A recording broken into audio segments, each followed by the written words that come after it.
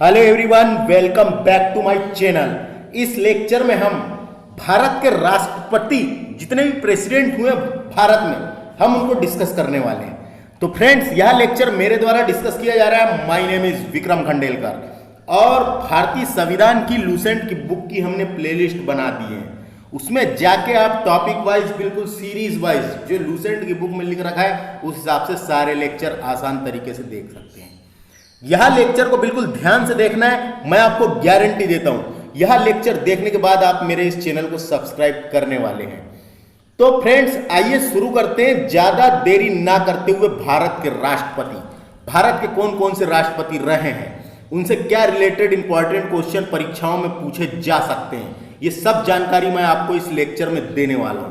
इसलिए मेरे इस चैनल को कर लें सब्सक्राइब अगर लेक्चर आएगा पसंद तो आइए शुरू करते हैं ज्यादा देरी ना करते हुए।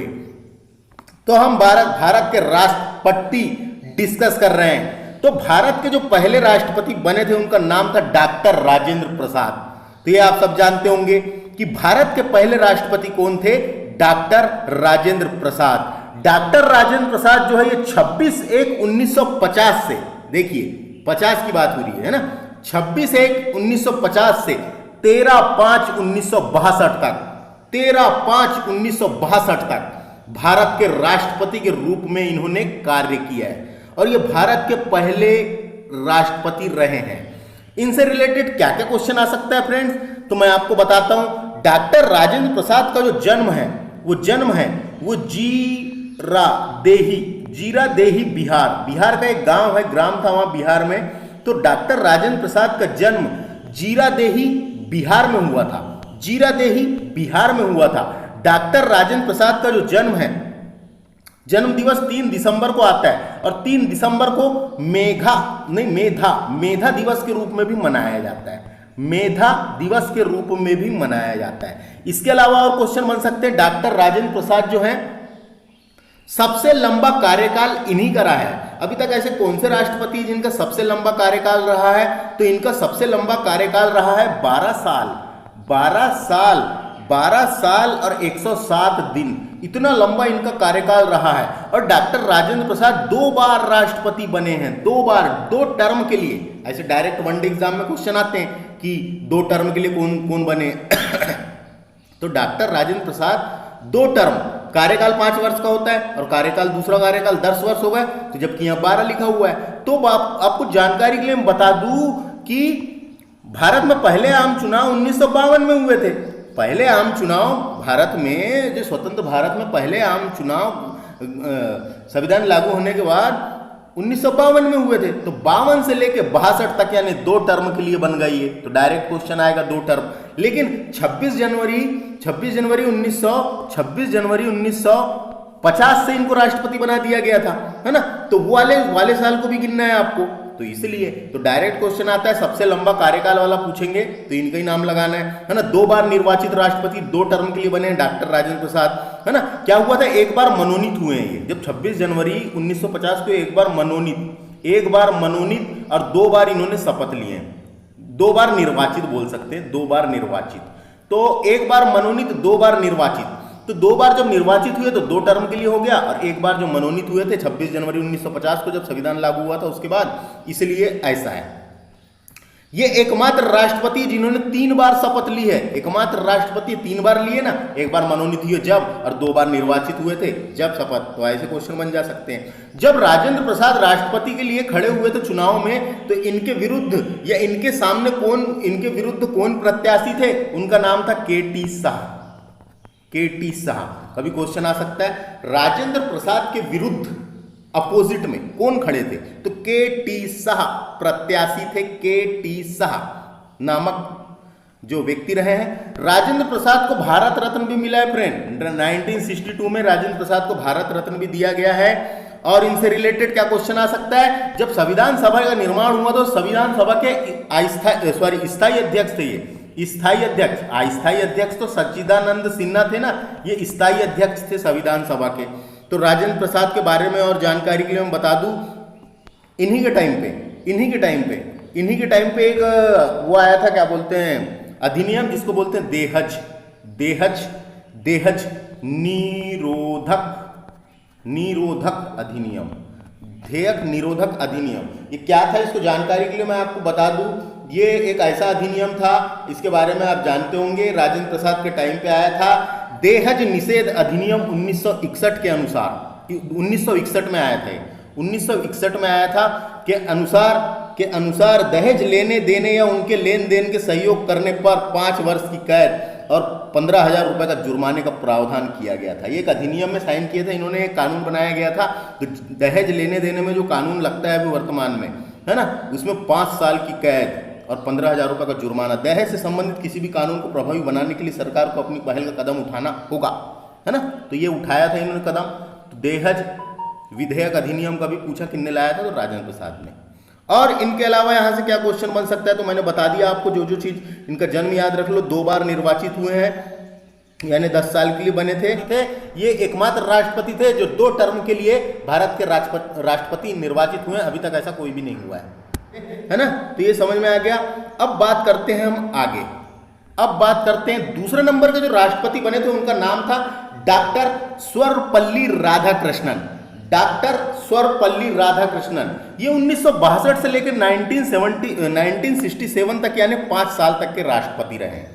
5 साल तक के राष्ट्रपति रहे डॉक्टर राधाकृष्णन।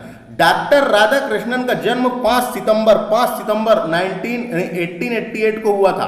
5 सितंबर 1988 को हुआ था, और 5 सितंबर को ही हम राष्ट्रीय शिक्षक दिवस के रूप में मनाते हैं। राष्ट्रीय शिक्षक दिवस, राष्ट्रीय है याद रखना, राष्ट्रीय यानी नेशनल, है ना। तो राष्ट्रीय शिक्षक यानी टीचर डे, तो राष्ट्रीय शिक्षक दिवस के रूप में राधाकृष्णन के जन्म दिवस के रूप में मनाया जाता है। उनके जन्म दिवस की, उनकी जयंती पे मनाया जाता है। इनका जन्म हुआ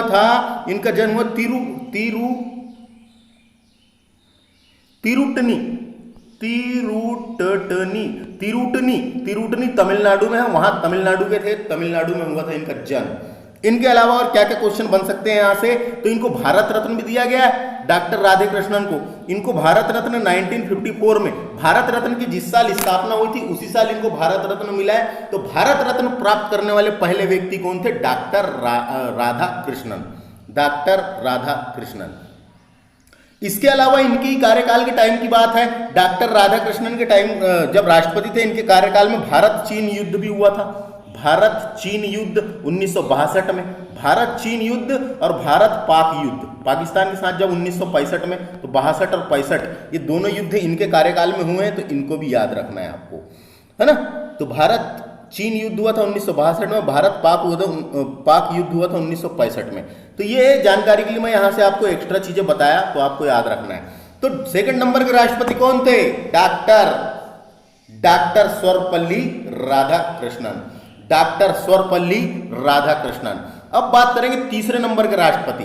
तीसरे नंबर के जो राष्ट्रपति बने हमारे भारत के, उनका नाम था डॉक्टर जाकिर हुसैन, डॉक्टर जाकिर हुसैन। देखो 67 में ये इनका कार्यकाल पूरा हुआ था राधाकृष्णन का। उसके बाद डॉक्टर जाकिर हुसैन 67 से 69 तक के राष्ट्रपति रहे हैं। देखो कार्यकाल परीक्षा में नहीं आता, लेकिन आपको सब ये पढ़ा हुआ रहना चाहिए। तो 67 से लेकर 69 तक के डॉक्टर जाकिर हुसैन राष्ट्रपति रहे हैं। डॉक्टर जाकिर हुसैन से क्या क्या क्वेश्चन बनते हैं, तो प्रथम क्वेश्चन तो ये बनता है कि प्रथम मुस्लिम राष्ट्रपति थे ये, प्रथम मुस्लिम राष्ट्रपति, है ना। प्रथम मुस्लिम राष्ट्रपति डॉक्टर जाकिर हुसैन थे। इन्हें भारत रत्न दिया गया 1963 में, 1963 में इन्हें भारत रत्न मिला हुआ है। और कार्यकाल के दौरान मृत्यु, कार्यकाल के दौरान मृत्यु, कभी पूछा ऐसे कौन से राष्ट्रपति थे, प्रथम कौन से ऐसे राष्ट्रपति थे जिनका कार्यकाल के दौरान मृत्यु हुई थी, तो वो थे डॉक्टर जाकिर हुसैन, डॉक्टर जाकिर हुसैन साहब, डॉक्टर जाकिर हुसैन जी। तो डॉक्टर जाकिर हुसैन जो हैं ये राष्ट्रपति भी रहे हैं, उपराष्ट्रपति भी रहे हैं, और बिहार के राज्यपाल भी रहे हैं, बिहार के राज्यपाल भी रहे हैं, ये बिहार के राज्यपाल भी रहे हैं। तो डॉक्टर जाकिर हुसैन बिहार के राज्यपाल भी रहे हैं, प्रथम मुस्लिम राष्ट्रपति थे। कार्यकाल के दौरान इनकी मृत्यु हुई है, भारत रत्न 1963 में दिया गया। और बस इनका कार्यकाल ज्यादा नहीं रहा, 1 वर्ष और 355 दिन, 1 वर्ष 355 दिन तक रहे हैं ये, 5 साल तक नहीं थे, क्योंकि कार्यकाल के दौरान मृत्यु। अब कार्यकाल के दौरान हो गई इनकी मृत्यु, तो इनका पद हो गया खाली। अब इनका पद जब खाली होता है तो आपने पढ़ा होगा कि जब राष्ट्रपति का पद खाली होता है तो कार्यवाहक राष्ट्रपति के रूप में उपराष्ट्रपति कार्य करता है, और उस टाइम पे उपराष्ट्रपति वीवी गिरी थे, तो वीवी गिरी को बना दिया गया राष्ट्रपति। तो डायरेक्ट क्वेश्चन आता है वीवी गिरी से कि प्रथम कार्यवाहक राष्ट्रपति कौन थे, प्रथम कार्यवाहक राष्ट्रपति कौन थे, तो वीवी गिरी थे। 69 से 74 तक के राष्ट्रपति रहे हैं, ये 69 से 74 तक के राष्ट्रपति रहे हैं। 69 सॉरी यहां गलत छपा है फ्रेंड्स, 69 से 74 नहीं है वो। देखो यहां पे क्या है, डायरेक्ट आगे की बात कर दी गई है चौथे नंबर की। इनके बीच में भी कौन कोई लोग रहे हैं जो मैं आपको अभी बताऊंगा। देखो गलत है यहाँ पे, ये बुक में समझ में नहीं आ रहा होगा आपको। तो देखो जाकिर हुसैन की मृत्यु हुई, उनके बाद वीवी गिरी को कार्यवाहक राष्ट्रपति बनाया गया। ये देखो यहां लिखा हुआ है वीवी गिरी 3 मई 69 से 69 तक कार्यवाहक राष्ट्रपति थे, कार्यवाहक राष्ट्रपति थे। अब कार्यवाहक राष्ट्रपति बने तो राष्ट्रपति पद से इन्होंने त्याग पत्र दे दिया। कार्यवाहक राष्ट्रपति बने तो राष्ट्रपति के पद से इन्होंने त्याग पत्र दे दिया। अब त्याग पत्र जब दिया गया तो राष्ट्रपति उपराष्ट्रपति थे, राष्ट्रपति के पद में काम कर रहे थे।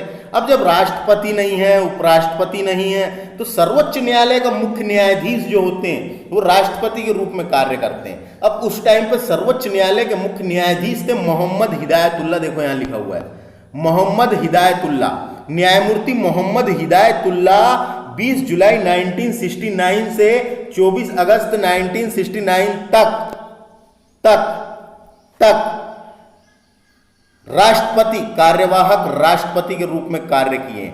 आपको जानकारी के लिए मैं बता दूं, मोहम्मद हिदायतुल्ला जो थे ये मध्य प्रदेश के प्रथम मुख्य न्यायाधीश थे और राष्ट्रपति के पद पे भी कार्य किए हैं, उपराष्ट्रपति भी रहे हैं मोहम्मद हिदायतुल्ला, और सर्वोच्च न्यायालय के मुख्य न्यायाधीश, सर्वोच्च न्यायालय के मुख्य न्यायाधीश के रूप में भी कार्य किए।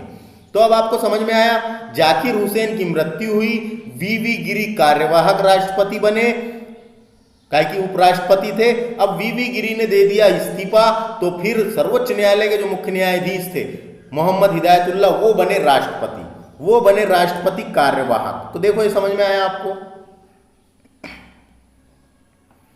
उसके बाद क्या होता है देखो आगे, उसके बाद फिर ये कार्यवाहक राष्ट्रपति थे, तो उसके बाद फिर चुनाव हुए, तो उसके बाद फिर चुनाव होते हैं, तो चौथे नंबर के राष्ट्रपति बनते हैं। फिर से चुनाव हुए, चुनाव होने के बाद रिजल्ट आया तो वीवी गिरी नहीं जीते। लेकिन फिर द्वितीय मतगणना हुई, द्वितीय चरण की मतगणना में जीतने वाले, डायरेक्ट क्वेश्चन आता है, द्वितीय चरण की मतगणना में जीतने वाले राष्ट्रपति का नाम बताइए, तो वो वीवी गिरी। तो वीवी गिरी द्वितीय चरण की मतगणना में जीते थे, तो डायरेक्ट क्वेश्चन आता है द्वितीय चरण की मतगणना में जीतने वाले राष्ट्रपति थे वीवी गिरी। इनको भारत रत्न भी मिला है 1975 में, है ना। और इनके अपोजिट में कौन खड़ा था उस टाइम पे, नीलम संजय रेड्डी, नहीं सॉरी, इनके अपोजिट यानी ये निर्दलीय भी खड़े हुए थे वीवी गिरी। द्वितीय चरण में तो जीते ही जीते, लेकिन निर्दलीय भी खड़े हुए थे, और उस टाइम पे इंदिरा गांधी प्रधानमंत्री थी वीवी गिरी के टाइम पे, और इनके अपोजिट में नीलम संजय रेड्डी खड़े हुए थे। तो समझ में आ गया, चौथे नंबर के राष्ट्रपति बनते हैं वीवी गिरी। बीच के मैंने बता दिया क्या क्या हुआ था। तो ये 69 से लेकर 74 यानी 5 साल तक के राष्ट्रपति रहे हैं वीवी गिरी साहब।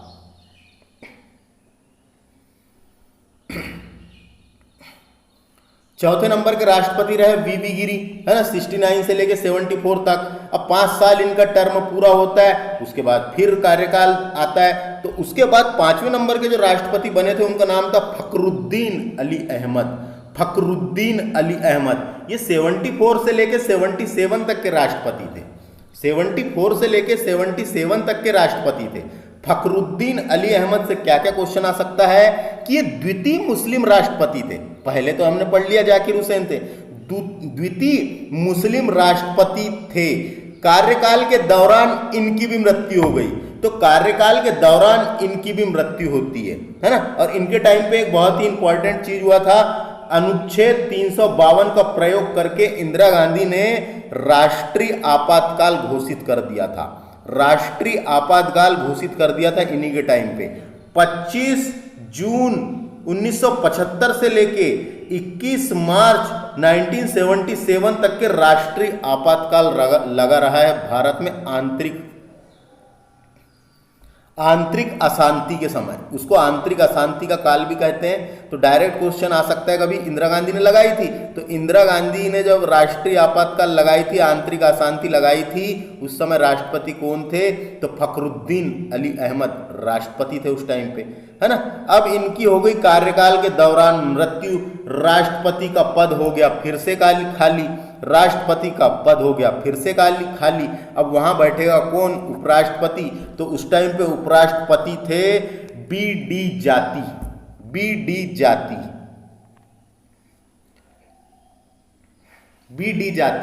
तो 11 फरवरी 1977 से 25 जुलाई 1977 तक कार्यवाहक राष्ट्रपति के रूप में बीडी जाति ने कार्यभार संभाला है।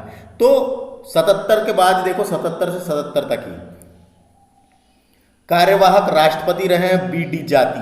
तो अभी तक 3 लोग बने हैं कार्यवाहक राष्ट्रपति, वीवी गिरी, मोहम्मद हिदायतुल्लाह और बीडी जाति।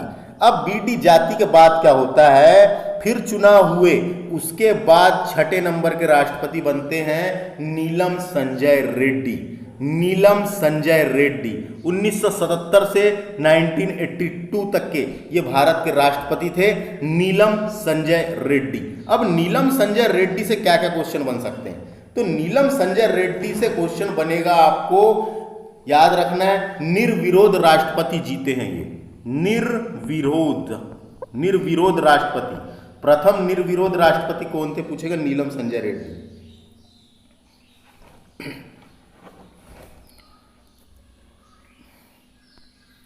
नीलम संजय रेड्डी से एक और क्वेश्चन बनता है, सबसे कम आयु के राष्ट्रपति थे, सबसे युवा राष्ट्रपति या सबसे कम आयु के राष्ट्रपति कौन बने हैं? नीलम संजय रेड्डी। लोकसभा के अध्यक्ष भी रहे हैं ये, है ना, लोकसभा के अध्यक्ष थे, वहां से इनको सीधे चुना गया, तो लोकसभा के अध्यक्ष भी रहे हैं। और संयुक्त अधिवेशन 1978 में इन्हीं के टाइम पे आया था। निर्विरोध राष्ट्रपति, आंध्र प्रदेश के सीएम भी रहे हैं, ये जो आंध्र प्रदेश था वहां के सीएम, मुख्यमंत्री भी रहे हैं। तो समझ में आ गया। तो नीलम संजय रेड्डी से समझ में लो क्या क्या बताया मैंने, आपको याद रखना है। अब 6ठे के बाद 7वें नंबर के राष्ट्रपति बनते हैं ज्ञानी जेल सिंह। ज्ञानी जेल सिंह 1982 से 87 तक के राष्ट्रपति रहे हैं ये। देखो अब बात करेंगे ज्ञानी जेल सिंह की। ज्ञानी जेल सिंह 1982 से 87 तक के भारत के राष्ट्रपति थे।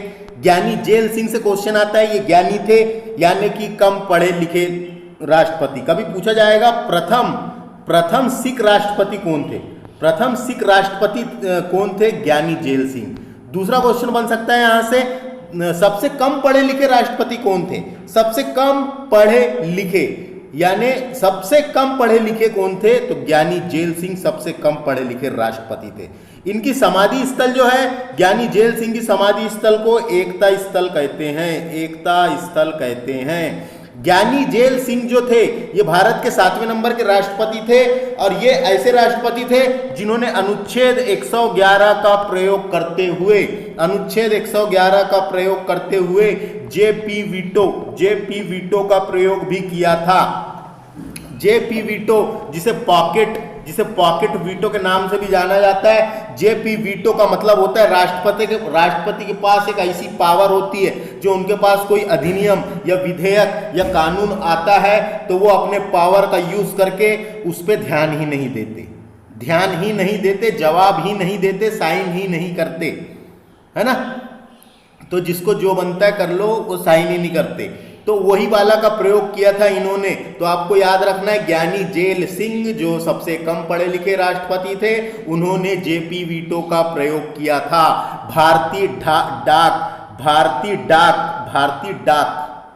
भारतीय डाक विधेयक, संशोधन विधेयक भी इनके टाइम पे इन्होंने ही लाया था 1986 में, है ना। तो यही भारतीय डाक संशोधन विधेयक जब गया था इनके पास तो इन्होंने जेपी वीटो यानी पॉकेट वीटो का प्रयोग किया और जवाब ही नहीं दिया था। आज तक वह विधेयक पड़ा हुआ है।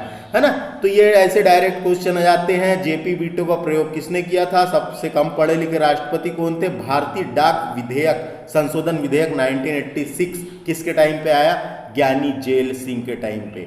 ज्ञानी जेल सिंह के टाइम पे ही ऑपरेशन ब्लू स्टार चलाया गया था। एक ऑपरेशन चलाया गया था अमृतसर मंदिर में, ऑपरेशन ब्लू स्टार। इसके बारे में आप डीपली कभी मैं अलग पढ़ाऊंगा। तो क्वेश्चन आ सकता है, आपने ऑपरेशन ब्लू स्टार ज्ञानी जेल सिंह के टाइम पे चलाया गया था। ज्ञानी जेल सिंह जब राष्ट्रपति थे उसी टाइम पे सिख विरोधी दंगे भी हुए थे भारत में। बहुत ज्यादा सिख विरोधी दंगे हुए थे 1984 में सिख विरोधी दंगे भी ज्ञानी जेल सिंह के टाइम पे हुए थे। तो ज्ञानी जेल सिंह से समझ में आया, जो भी क्वेश्चन पूछा जाएगा अब आपको बनाना है। 8वें नंबर के जो राष्ट्रपति बने थे उनका नाम था आर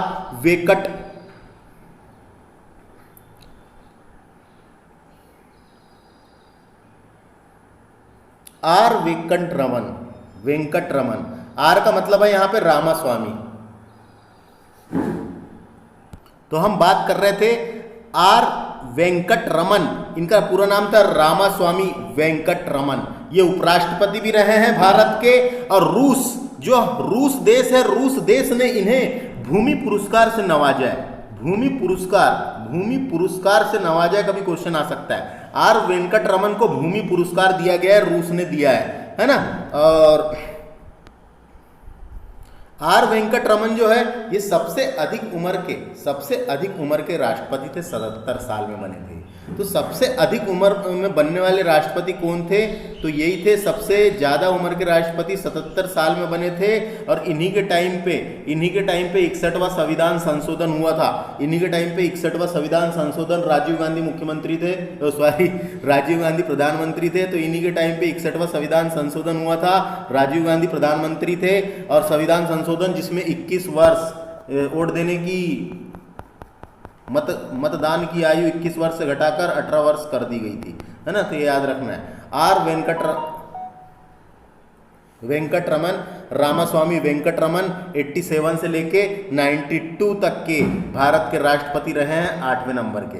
इनके बाद डॉक्टर शंकर दयाल शर्मा राष्ट्रपति बनते हैं। डॉक्टर शंकर दयाल शर्मा का जन्म मध्य प्रदेश के भोपाल जिले में हुआ था, और मध्य प्रदेश के भोपाल में हुआ था। और डॉक्टर शंकर दयाल शर्मा 1952 से लेके 1900 कितना है याद नहीं आ रहा है, हाँ 1957 तक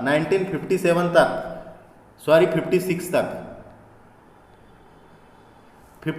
तक 1952 से लेकर 1956 तक के भोपाल राज्य के मुख्यमंत्री थे। भोपाल राज्य था पहले अपने आप में, क्योंकि मध्य प्रदेश का गठन तो 1956 में हुआ है ना। मध्य प्रदेश का गठन तो 1 नवंबर 1956 में हुआ है। तो 1952 से लेकर 1956 तक भोपाल राज्य के मुख्यमंत्री थे। पहले मुख्यमंत्री एक ही बार बने, उसके बाद मध्य प्रदेश का गठन हो गया, है ना, 1 नवंबर 1956 को। उसके पहले थोड़ी हुआ था।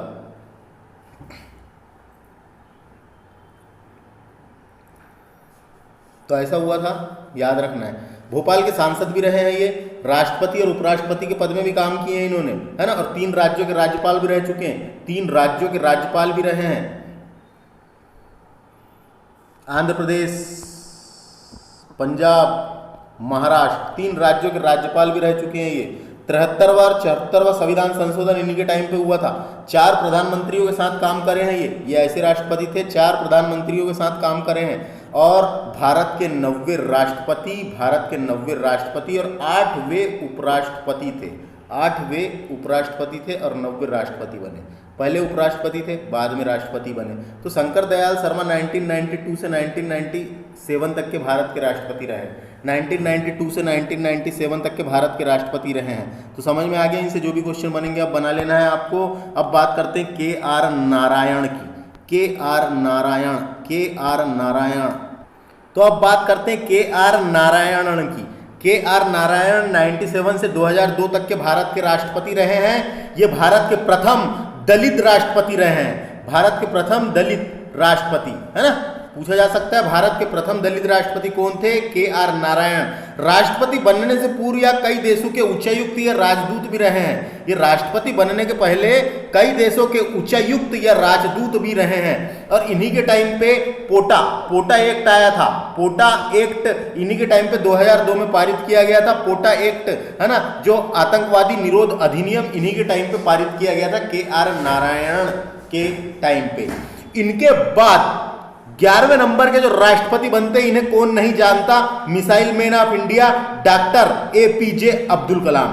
डॉक्टर APJ अब्दुल कलाम भारत के राष्ट्रपति बनते 11वें नंबर के राष्ट्रपति पूछा जा सकता है।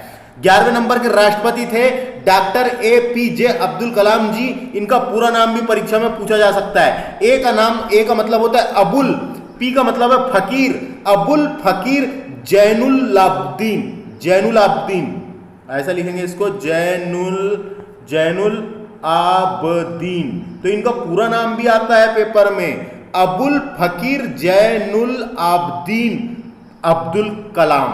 Abul Pakir Jainulabdeen Abdul Kalam ji, missile man of India doctor APJ Abdul Kalam, ये 11वें नंबर के राष्ट्रपति रहे हैं। 2002 से लेकर 2007 तक के राष्ट्रपति रहे हैं। 2002 से लेकर 2007 तक के राष्ट्रपति रहे हैं। इनसे क्वेश्चन आ सकता है प्रथम वैज्ञानिक राष्ट्रपति कौन थे? तो डॉक्टर APJ अब्दुल कलाम प्रथम वैज्ञानिक राष्ट्रपति थे।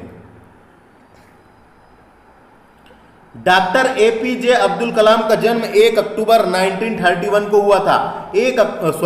15 अक्टूबर 1931 को हुआ था इनका जन्म। 15 अक्टूबर 1931 को रामेश्वरम में हुआ था, तमिलनाडु के रामेश्वरम में हुआ था। 27 जुलाई 2015 को इनकी मृत्यु IIT शिलोंग में हुई थी। उनके बाद इनकी समाधि कहाँ पे है? तो इनकी समाधि रामेश्वरम में ही है। इनकी समाधि कहाँ पर है? रामेश्वरम में ही है ना। तो क्वेश्चन आता है फ्रेंड्स इनसे, मिसाइल मैन ऑफ इंडिया, है ना। भारतीय गणराज्य के 11वें निर्वाचित राष्ट्रपति थे, है ना। इन्हें जनता के राष्ट्रपति के नाम से भी जाना जाता है। कभी पूछा जनता के राष्ट्रपति के नाम से, APJ अब्दुल कलाम जी को जनता के राष्ट्रपति के नाम से भी जाना जाता है। जब ये राष्ट्रपति के लिए खड़े हुए थे तो इनके अपोजिट में कोई खड़ा ही नहीं हुआ था, है ना। तो डॉक्टर APJ अब्दुल कलाम। इनके बाद 11वें नंबर समझ में आ गया आपको, मिसाइल मैन ऑफ इंडिया। और डॉक्टर APJ अब्दुल कलाम जो 11वें नंबर के राष्ट्रपति थे, इन्हें भारत रत्न कब दिया गया? पूछा जा सकता है। इन्हें भारत रत्न जो है 1997 में दिया गया, है ना। 1997 में दिया गया, याद रखना ये ऑफ इंडिया। उनके बाद 12वें नंबर की राष्ट्रपति बनती प्रतिभा देवी सिंह पाटिल। प्रतिभा देवी सिंह पाटिल, ये जैसे ही राष्ट्रपति बनती है तो इनके पहले आज तक के महिला कोई राष्ट्रपति नहीं बनी थी भारत में, तो ये प्रथम महिला राष्ट्रपति कहलाई। तो क्वेश्चन आ सकता है प्रथम महिला राष्ट्रपति कौन थी? डॉक्टर प्रतिभा देवी सिंह पाटिल। डॉक्टर प्रतिभा देवी सिंह पाटिल 2007 से लेकर 2012 तक के राष्ट्रपति रही हैं। ये 5 बार महाराष्ट्र विधानसभा की सदस्य भी रह चुकी है। तो महाराष्ट्र से विधानसभा सदस्य रह चुकी है 5 बार प्रतिभा देवी सिंह पाटिल। और प्रतिभा देवी सिंह पाटिल जो थी राजस्थान की पहली महिला राज्यपाल भी रही हैं। कभी क्वेश्चन आ सकता है, राजस्थान की पहली महिला राज्यपाल भी रही हैं प्रतिभा देवी सिंह पाटिल, है ना। तो इनसे इतना ही क्वेश्चन बनेगा जो मैंने आपको बताया। अब बात करेंगे प्रणब मुखर्जी। 13वें नंबर के राष्ट्रपति थे प्रणब मुखर्जी। 13वें नंबर के राष्ट्रपति थे प्रणब मुखर्जी, इनको तो आप जानते ही हैं। ये 2012 से लेकर 2017 तक के राष्ट्रपति रहे हैं प्रणब मुखर्जी। ये केंद्र सरकार में वित्त मंत्री भी रहे हैं। केंद्र सरकार में ये वित्त मंत्री यानी फाइनेंस मिनिस्टर भी रहे हैं, विदेश मंत्री भी रहे हैं, विदेश मंत्री, वित्त मंत्री और रक्षा मंत्री भी रहे हैं। कभी पूछा जा सकता है। 2012 से लेकर 17 तक के इन्होंने राष्ट्रपति के रूप में कार्यभार संभाला है। इनकी हाल ही में मृत्यु हुई है और इनको पद्म विभूषण भी मिला है। पद्म विभूषण इनको 2008 में दिया गया और भारत रत्न इनको 2019 में मिला है। भारत रत्न इनको 2019 में मिला है। तो प्रणब मुखर्जी से जो भी क्वेश्चन बनेगा मैंने बता दिया, पद्म विभूषण, भारत रत्न, रक्षा मंत्री, विदेश मंत्री और केंद्र सरकार में वित्त मंत्री भी रहे हैं। अब वर्तमान की बात करते हैं। वर्तमान में 14वें नंबर के राष्ट्रपति क्रम पूछा जाता है, याद रखना है 14वें नंबर के राष्ट्रपति रामनाथ कोविंद, श्री रामनाथ कोविंद, ये भारत के 14वें नंबर के राष्ट्रपति हैं। 25/7/2017 से वर्तमान अब तक के राष्ट्रपति का पद संभाल रहे हैं भारत के 14वें नंबर के राष्ट्रपति रामनाथ कोविंद। रामनाथ कोविंद जो थे, राष्ट्रपति बनने से पहले बिहार के राज्यपाल थे। रामनाथ कोविंद राष्ट्रपति बनने से पहले, कभी पूछा जा सकता है, बिहार के राज्यपाल थे और 2 बार राज्यसभा सदस्य भी रहे हैं। ये 2 बार राज्यसभा सदस्य भी रहे हैं। रामनाथ कोविंद ये बीजेपी के हैं। तो हमने जितने भी राष्ट्रपति पढ़े उनमें से हमको ये समझ में आया कि बिहार के ज़्यादा रहे हैं, बिहार के राज्यपाल रहे हैं, कुछ है ना, तो बिहार के ज़्यादा रहे हैं, ऐसा याद रखना है। तो देखो यहाँ बीच में समझ में आ गया, जो कार्यवाहक बने थे उन 3 लोग थे, मैंने यहाँ पे बताया था कैसे क्या हुआ था करके। तो जो भी इंपॉर्टेंट इन्फॉर्मेशन जो परीक्षाओं के हिसाब से पूछी जाती है वो मैंने आपको बताने की कोशिश किया हूँ कि ये लेक्चर देखने के बाद कम से कम आपका थोड़ा सा ऐसा लगे कि हमारे को राष्ट्रपति या ट्रिक तो बताई नहीं गई है। ट्रिक वाला वीडियो देख सकते हैं आप दूसरे चैनल में जाके। तो इसमें मैंने स्टैटिक जीके कवर किया हूँ और जो भी हो सके परीक्षा के हिसाब से सारा कवर किया हूँ कि कहीं से भी कैसे भी क्वेश्चन बने और हमारा माइंड एग्जाम हॉल में क्लिक कर जाए। तो ये वीडियो को आपको ध्यान से देखना था। तो ये हम लुसेंट की बुक को डिस्कस कर रहे हैं। अब हम पढ़ेंगे इसके आगे का, राष्ट्रपति के आगे का। तो ये राष्ट्रपति अभी चल रहा है, राष्ट्रपति के बारे में मैंने आपको बता दिया था, है ना, ये थ्योरी वाला टॉपिक चल रहा है। तो हमारे इस चैनल को सब्सक्राइब करें फ्रेंड्स, निश्चित ही आपको हमारे इस चैनल से पढ़ने में मदद मिलेगी। तो वीडियो कैसा लगा शेयर करें अपने दोस्तों को। सब्सक्राइबर थोड़े से कम है, तो सब्सक्राइबर बढ़ाने के लिए आप शेयर कर सकते हैं, लोगों को बता सकते हैं और थोड़ा मुझे सपोर्ट कर सकते हैं। तो थैंक्स फॉर वॉचिंग, नमस्ते।